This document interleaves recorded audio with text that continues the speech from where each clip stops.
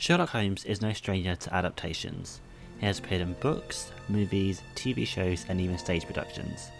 But today I'm here to talk about the first in a line of Sherlock Holmes video games. If you're someone who doesn't know who Sherlock Holmes is, but clicked on a video on him anyway, let me give you a little crash course on the character. Sherlock Holmes is a fictional detective created by Sir Arthur Conan Doyle who appeared in books and short stories on and off from 1887 to 1927. In them, he uses his incredible intelligence and deductive reasoning to solve cases that at the time the police would deem impossible. Accompanying him on his journey is his faithful friend and colleague, Dr. John Watson, who acts as a reader surrogate into Holmes' world. Both Holmes and Watson live at 221B Baker Street in London, and it is here that Holmes takes clients who have asked for his help, and it is these people who are the catalyst to some of his cases. 221B is also the place where Watson takes the cases that he has been with Holmes and turns them into stories to be published. The Sherlock Holmes video games are unique, as unlike most video game series, they do not follow a linear timeline, but each one is a sequel to one that came before. Instead, they follow a non-linear one, where each game could take place years from the one that came before it, and with some cases, the game released previously could take place at a different point in the timeline. Even though they can be played as separate experiences, there are some connections for people who have played the other games in the series. In Baker Street there is the harpoon that was used in The Adventure of Black Peter, which was adopted in 2014's Crimes and Punishment. Also, in the Testament of Sherlock Holmes, Watson mentions the case of the Whitechapel Ripper, which is a reference to 2009's versus Jack the Ripper. The game we'll be talking about today is the first game in the Frogwares Sherlock Holmes series, Sherlock Holmes and the Mystery of the Mummy.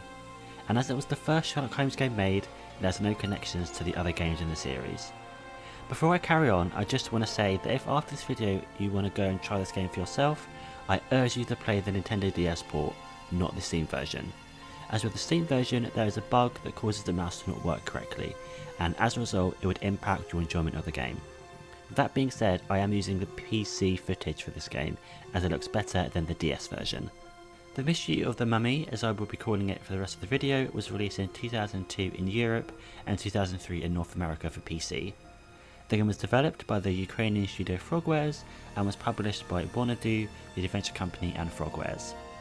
When the game was released, it was getting 5s and 6s, and the common issue reviewers had at the time was that the puzzles that appeared in the game weren't the type of puzzles that Sherlock Holmes would solve. Another publication said that the puzzles found in the game had all been seen in other games of the adventure and point and click genre before. Later in 2009, the game was ported to the DS, and plans were made for a Wii release as well. The DS port was released between May and July of 2009, depending on which part of the world you lived in, and the reviews for this version of the game were not the greatest, getting a 57 on Metacritic from the critics and a 3.4 user score. The main thing being said about this port was that it was outdated but overall a passable puzzle game. Then on the other hand, there is the Wii version of the Mystery of the Mummy, which up until the creation of this video I did not know existed. The fact that this version of the game was cancelled explains a lot. There is very little information on the internet regarding this Wii port. The only stuff I could find was a Metacritic page that stated the version of the game has been cancelled. I also found an entry on a website called cube3.com which states that the game had already been released in America only. I also found some mock-ups of what the game's bots art would look like if the game got released. The story of the game takes place in 1899, as Holmes has been asked to come to the home of his cousin Elizabeth to help solve the disappearance of her father 6 months prior. Upon reaching the Montcalf residence, Holmes finds out the mansion is practically deserted, and from here you will have to freely explore the manor to gain clues to find what happened to Lord Montcalf. Unlike most Sherlock Holmes stories, this is one of the few that doesn't have Holmes and Watson together for the entire duration, as it is stated in the opening cutscene that Watson is away.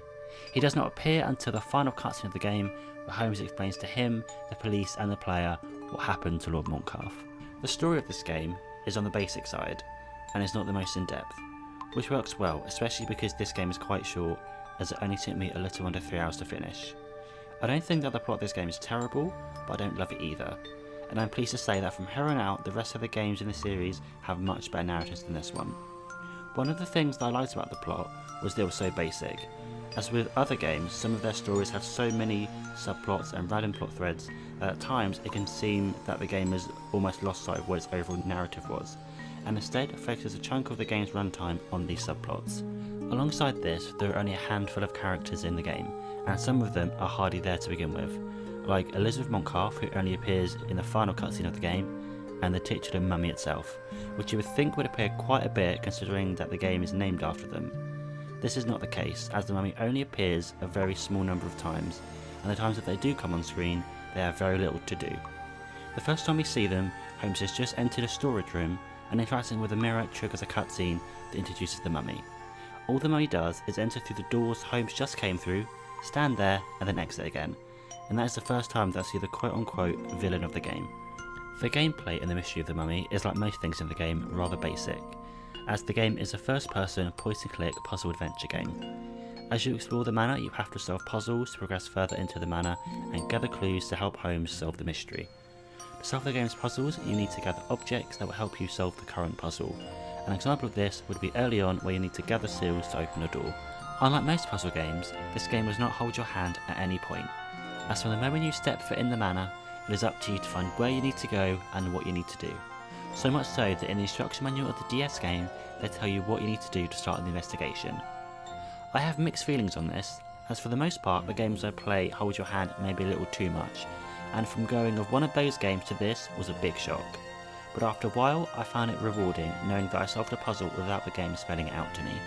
The only thing I didn't like was that if you came to a puzzle and didn't have all of the items required to solve it, you had to go back through the entire level looking for the item that you missed. Thankfully the levels aren't so big that it wasn't much of a pain, but sometimes the items that you need were put in places that you could easily miss them. So to wrap up my thoughts on this game, I think that being that this was the start of the Sherlock Holmes game series, it was pretty good, but there are some things that I think could have been improved upon. With that being said, I still had a lot of love for this game, mainly because without it the Sherlock Holmes game series wouldn't be what it is today, so for that I am very grateful. So next time on the Sherlock Holmes Retrospective, we will be looking at 2004's The Case of the Silver Earring. If you did end up liking this video, then a like would be amazing, and if you want to know when the next video is up, then why not subscribe with the bell turned on, so you'll be notified when it goes live. They also have Instagram, Twitter and Twitch, but links to all of those will be in the description below. Thank you again for watching, and I will see you next time.